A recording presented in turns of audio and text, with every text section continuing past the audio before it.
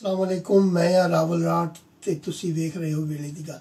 अज दी इस बैठक विच इमरान खान साहब ने जिहड़ा पंजाब दे सब तो वड्डे डाकुआं दे घर जाके सजदा रेज होए ने उस हवाले नाल गल करांगे। पहले तो वेखदे हैं कि इमरान खान ने अज तक कदी किसे दी तैमारदारी होवे या कोई मर जाए तो उहदे उत्ते पुरसा देन अज तक कदे नहीं गया।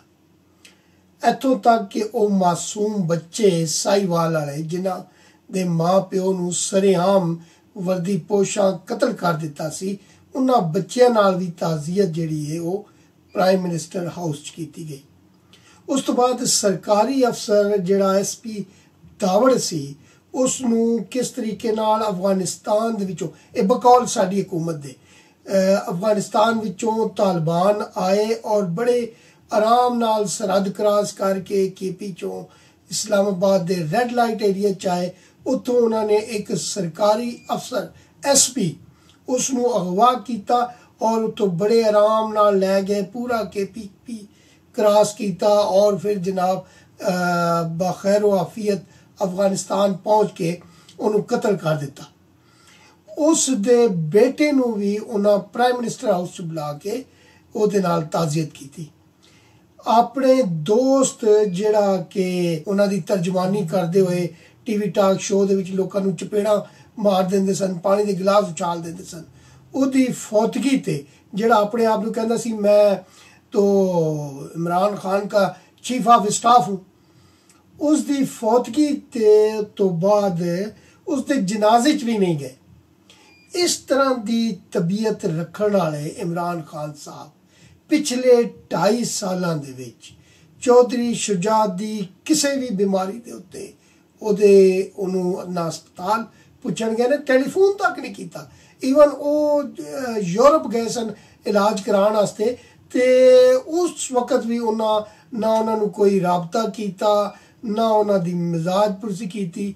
मुड़ के भी है, हुण भी वो काफ़ी चिर तो अस्पताल दाखिल सन। मैं ना सारी दुनिया जहान दे लोग उत्थे जाके उन्होंने पूछा है, पर साडे वज़ीर आज़म साहब नूं ये तौफीक नहीं हुई कि वो टेलीफोन कर दे या अपने उस तादी दे जाके पुछदे भी तेरा की हाल है। मैनूं इंज लगदा है कि जिन्हां जरनैलां चौधरी साहब प्लेटां च रख के इमरान खान नूं दिते सन, उन्हां जरनैलां दी मुदाखलत तो बाद इमरान साहब जिहड़े ने वो तशरीफ लै गए ने।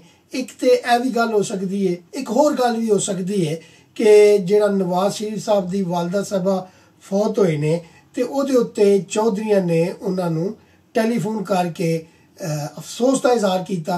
ये चौधरियां दी फैमिली ते नवाज शरीफ दी फैमिली इस तरह का रख रखाव जिहड़ा है ये हिस्सा है उन्हां दे मजाज दा कि वो अपनी सियासत दे विच सख्त तरीन मुखालफत रखण वाले दे नाल भी जीण मरण कदी खत्म नहीं किया।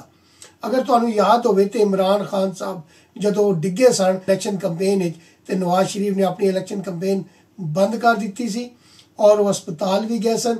प्राइम मिनिस्टर बनने तो बाद भी फिर उन्होंने घर भी गए सन वो इमरान खान दे बनी गल। बहरहाल कहने का मतलब ऐसी कि चौधरियां ने अफसोस करने वास्ते टेलीफोन किया जिहदे नाल इन्हां दे जिहड़ियां PDM दी तहरीक दी वजह तो जिहड़ा इन्हां दे गिरद घेरा तंग होया होया है और एक घबराहट का शिकार ने, उस वजह तो ये चौधरियां दे घर मिलन गए होण।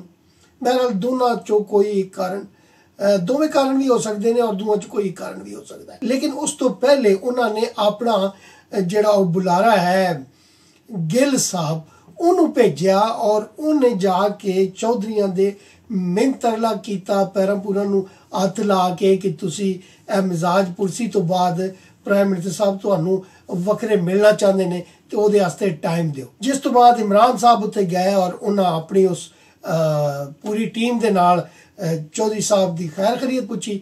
उस तो बाद फिर उन्हें अपने वसीम प्लस नूं नाल लिया ते जाके चौधरियां नाल बैठ के मीटिंग की। इत्थे चौधरियां ने अपना जिहड़ा हथौड़ा है डंडा तारिक चीमा साहब वो भी नाल बिठाया। उस गलबात की कुछ तय पाया और की फर्दर होने जा रहा है इस दी इतला ते बार में नहीं आ सकती उस वक्त तक जब तक चौधरी साहबान आप ना चाहन या इमरान साहब जिहड़े ने उन्हां दी जदों कोई संगी ते ਨੂੰ ਆਵੇ ਤੇ ਉਹ ਨਾ ਬੋਲਣ। ਚੌਧਰੀ ਸਾਹਿਬਾਨ ਆਪਣੇ ਬੋਲਣ ਵਾਲਾ ਜਿਹੜਾ ਬੁਲਾਰਾ ਰੱਖਿਆ ਹੋਇਆ ਹੈ ਤਾਰਿਕ ਚੀਮਾ, ਅਗਰ ਉਹਨਾਂ ਨੇ 2-4 ਦਿਨਾਂ ਜਾਂ ਹਫਤੇ 10 ਦਿਨਾਂ ਜਾਂ ਮਹੀਨੇ ਖੰਡ ਤੱਕ ਜਦੋਂ ਚੌਧਰੀਆਂ ਦੇ ਜਿਹੜੇ ਅਸਲ ਮਸਾਇਲ ਨੇ ਉਹ ਹੱਲ ਨਾ ਹੋਏ, ਉਹਨਾਂ ਦੇ ਕੰਮ ਨਾ ਹੋਣੇ ਸ਼ੁਰੂ ਨਾ ਹੋਏ, ਤੇ ਫਿਰ ਸਮਝਣਾ ਕਿ ਤਾਰਿਕ ਚੀਮਾ ਸਾਹਿਬ ਜਿਹੜੇ ਨੇ ਉਹ ਟੀਵੀ ਚੈਨਲਾਂ ਦੇ ਉੱਤੇ ਆ ਕੇ ਜਿਹੜੀ ਜ਼ਬਾਨ ਬੋਲਣਗੇ। ਇਸ ਦਾ ਮਤਲਬ ਇਹ ਹੋਏਗਾ ਕਿ ਜਿਹੜਾ ਵੀ ਉਹਨਾਂ ਨੇ ਇਮਰਾਨ ਸਾਹਿਬ ਨੇ ਝੂਠੇ ਸੱਚੇ ਉੱਤੇ ਵਾਅਦੇ ਕੀਤੇ ਸਨ ਉਹ ਬਸ ਗੋਲੀਆਂ ਹੀ ਦਿੱਤੀਆਂ ਸਨ। ਲੇਕਿਨ ਇੱਕ ਹੋਰ ਖਬਰ ਮੁਤਾਬਕ ਇਮਰਾਨ ਖਾਨ ਸਾਹਿਬ ਨੇ ਆਪਣੀ ਗੰਦੀ ਗੇਮ ਖੇਡਣ ਤੋਂ ਉੱਥੇ ਵੀ ਬਾਜ਼ ਨਹੀਂ ਆਏ। ਉਹਨਾਂ ਨੇ ਚੌਧਰੀ ਸ਼ੁਜਾਤ ਦੇ ਪੁੱਤਰ ਨਾਲ ਵੱਖਰੀ ਲਾਈਨ ਬਣਾਈ ਔਰ ਚੌਧਰੀ ਪਰਵੇਜ਼ ਇਲਾਹੀ ਔਰ ਉਹਨਾਂ ਦੇ ਪੁੱਤਰ ਮੋਨਸ ਇਲਾਹੀ ਨੂੰ डिग्रेड करने वास्ते सब तो पहले उन्होंने टेलीफोन करके राम कहानी पाई। इस तरह इमरान साहब ने चौधरी शुजात दे पुत्र नूं अहमियत दे के चौधरी परवेज इलाही ते मोनस इलाही नूं दस्सिया कि मैं तुहाडे नाल जिहड़ी नफरत करदा सां ਉਹ ਮੁੱਕੀ ਨਹੀਂ ਮੌਜੂਦ ਹੈ। ਜਨਰਲ ਫੈਜ਼ ਸਾਹਿਬ ਨੇ ਜਿਹੜੀ ਸਵੀਟ ਡਿਸ਼ ਚੌਧਰੀਆਂ ਦੀ ਬਣਾ ਕੇ ਇਮਰਾਨ ਖਾਨ ਸਾਹਿਬ ਨੂੰ ਉਹਨਾਂ ਦੀ ਦਸਤਰਖਾਨ ਤੇ ਵਿਛਾਈ ਸੀ, ਉਸ ਪਲੇਟ ਦਾ ਕੀ ਬਣਿਆ? ਜਨਰਲ ਫੈਜ਼ ਸਾਹਿਬ ਉਸ ਪਲੇਟ ਦੀ ਰਾਖੀ ਅੱਜ ਤੱਕ ਕਰ ਰਹੇ ਨੇ ਜਾਂ ਲੁੱਕ ਆਫਟਰ ਅੱਜ ਤੱਕ ਕਰ ਰਹੇ ਨੇ ਜਾਂ ਨਹੀਂ, ਇਸ ਦਾ ਨਖੇੜਾ ਵੀ ਆਉਣ ਵਾਲੇ ਕੁਝ ਦਿਨਾਂ 'ਚ ਹੋ ਜਾਏਗਾ। ਲੇਕਿਨ ਸਭ ਤੋਂ ਭਿਆਨਕ ਗੱਲ ਜਿਹੜੀ ਨਜ਼ਰ ਆ ਰਹੀ ਹੈ ਉਹ ਇਹ ਹੈ ਕਿ ਹਕੂਮਤ ਨੇ ਮੁਲਤਾਨ ਵਾਲੇ ਜਲਸੇ ਨੂੰ ਰੋਕਣ ਵਾਸਤੇ ਤਾਕਤ ਦਾ ਇਸਤੇਮਾਲ ਕਰਨ ਦਾ ਪੂਰਾ ਤਈਆ ਕਰ ਲਿਆ। ਇਮਰਾਨ ਖਾਨ ਸਾਹਿਬ ਦੀ ਜਿਹੜੀ ਲਾਹੌਰ ਫੇਰੀ ਹੈ ਉਸ ਦੇ ਵਿੱਚ ਇਹ ਤੈਅ ਕੀਤਾ ਗਿਆ ਹੈ ਕਿ ਇਹਨਾਂ ਦਾ ਮੁਲਤਾਨ ਵਾਲਾ ਜਲਸਾ ਰੋਕਣ ਵਾਸਤੇ ਪੁਲਿਸ ਨੂੰ ਕਿਸ ਹੱਦ ਤੱਕ ਇਸਤੇਮਾਲ ਕੀਤਾ ਜਾ ਸਕਦਾ ਹੈ।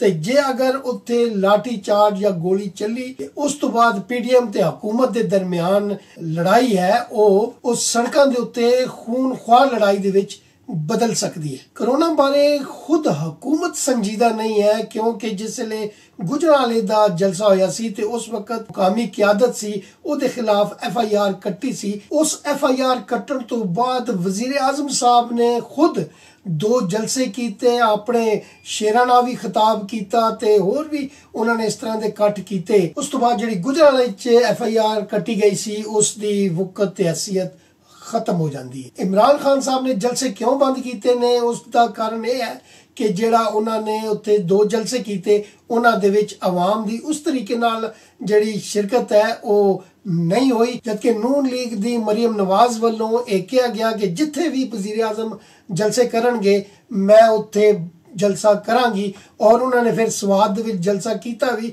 ਜਿਹਦੀ ਗੈਦਰਿੰਗ ਪਬਲਿਕ ਜਿਹੜੀ ਹੈ ਵਜ਼ੀਰ ਆਜ਼ਮ ਦੇ ਜਲਸੇ ਤੋਂ ਵੱਡੀ ਸੀ। ਉਸ ਖਤਰੇ ਨੂੰ ਭਾਂਪਦੇ ਹੋਏ ਮੈਂ ਸਮਝਣਾ ਕਿ ਵਜ਼ੀਰ ਆਜ਼ਮ ਸਾਹਿਬ ਨੇ ਜਲਸੇ ਖਤਮ ਕਰਨ ਦਾ ਐਲਾਨ ਕਰ ਦਿੱਤਾ, ਵਰਨਾ ਉਹਨਾਂ ਨੇ ਜਿਹੜੀ ਪਹਿਲੀ ਕਰੋਨਾ ਵੇਵ ਆਈ ਸੀ ਉਸ ਵਕਤ ਕਿਤਨੇ ਸੰਜੀਦਾ ਸਨ ਉਹ ਕਿ ਅਸ਼ਰਾਫੀਆ ਵੱਲੋਂ ਜਦੋਂ ਲਾਕਡਾਊਨ ਕੀਤਾ ਗਿਆ ਤੇ ਉਸ ਦੇ ਉੱਤੇ ਵੀ ਉਹਨਾਂ ਨੇ ਦੁੱਖ ਦਾ ਇਜ਼ਹਾਰ ਕੀਤਾ। ਲਾਕਡਾਊਨ ਅਸ਼ਰਾਫੀਆ ਵੱਲੋਂ ਕੀਤਾ ਗਿਆ। ਸਾਡੇ ਵਜ਼ੀਰ ਆਜ਼ਮ ਦੀ ਇਹ ਮੁਲਾਕਾਤ ਉਹਨਾਂ ਦੀ ਹਕੂਮਤ ਨੂੰ ਬਚਾ ਸਕਦੀ ਹੈ। ਫੌਜ ਵਿੱਚ ਨਵੀਂ ਆਉਣ ਵਾਲੀ ਕਿਆਦਤ ਤੋਂ ਬਾਅਦ ਜਨਰਲ ਬਾਜਵਾ ਸਾਹਿਬ ਦਾ ਪਲੜਾ ਭਾਰੀ ਹੋ ਗਿਆ। ਆਉਣ ਵਾਲੀ ਜਿਹੜੀ ਪਹਿਲੀ ਕੋਰ ਕਮਾਂਡਰ ਕਾਨਫਰੰਸ ਹੋਏਗੀ ਉਹਦੇ ਚ ਨਤਾਰਾ ਹੋ ਜਾਏਗਾ ਉਹ ਜਿਹੜਾ ਇਦਾਰਾ ਹੈ ਉਹ ਕਿਤਨਾ ਕੁ ਇਮਰਾਨ ਖਾਨ ਸਾਹਿਬ ਦੀ ਹਕੂਮਤ ਦੇ ਪਿੱਛੇ ਖੜਾ ਹੈ। ਜਨਰਲ ਫੈਜ਼ ਸਾਹਿਬ ਦੀ ਤੇ ਪੂਰੀ ਕੋਸ਼ਿਸ਼ ਹੋਏਗੀ ਕਿ ਜਨਰਲ ਬਾਜਵਾ ਸਾਹਿਬ ਕੋਰ ਕਮਾਂਡਰ ਕਾਨਫਰੰਸ ਦੇ ਵਿੱਚ ਇਮਰਾਨ ਖਾਨ ਦੇ ਹੱਕ ਵਿੱਚ ਫੈਸਲਾ ਕਰਾ ਲੈਣ ਕਿਉਂਕਿ ਉਹਨਾਂ ਦੀ ਨਜ਼ਰ ਆਉਣ ਵਾਲੀ chief of army staff the post ਦੇ ਉੱਤੇ ਗੱਡੀ ਹੋਈ। ਵਜ਼ੀਰ ਆਜ਼ਮ ਇਮਰਾਨ ਖਾਨ ਆਉਣ ਵਾਲੇ 2-4 ਮਹੀਨੇ ਤੋਂ ਬਾਅਦ ਵਜ਼ੀਰ ਆਜ਼ਮ ਦੀ ਗੱਦੀ ਉੱਤੇ ਬੈਠੇ ਨਜ਼ਰ ਨਹੀਂ ਆਉਂਦੇ।